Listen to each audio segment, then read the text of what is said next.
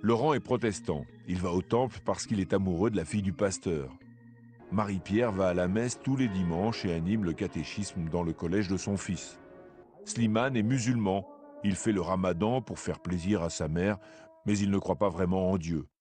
Gabriel, juif fervent, éteint la lumière et ne touche plus à un appareil électrique dès le vendredi soir et tout le samedi, c'est Shabbat. Sophia dit qu'elle est catholique parce qu'elle est baptisée, mais elle ne va à l'église que pour les enterrements et les mariages. André est athée et quand on lui parle de Dieu, ça lui donne des boutons. Georges se demande si Dieu existe et ça l'angoisse parce qu'il voudrait bien qu'il y ait quelque chose après la mort. Alain est juif, il ne croit pas en Dieu, mais il fréquente la synagogue de son quartier parce qu'il apprécie le rabbin. Lucien est agnostique, Dieu ne l'intéresse pas.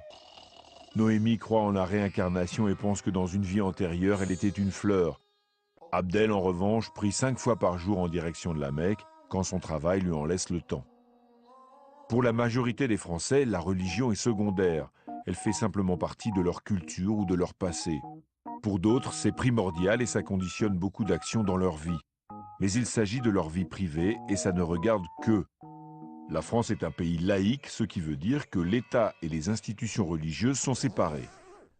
Le pouvoir doit laisser la liberté de religion à chacun, ne doit favoriser aucune religion et n'afficher dans les bâtiments publics aucun signe religieux. Les membres de la fonction publique doivent être totalement neutres en matière religieuse. C'est très particulier à la France et ça date de la fin du 19e et du début du 20e siècle. En 1880, Jules Ferry, ministre de l'Éducation, décide que l'école est obligatoire, gratuite et laïque.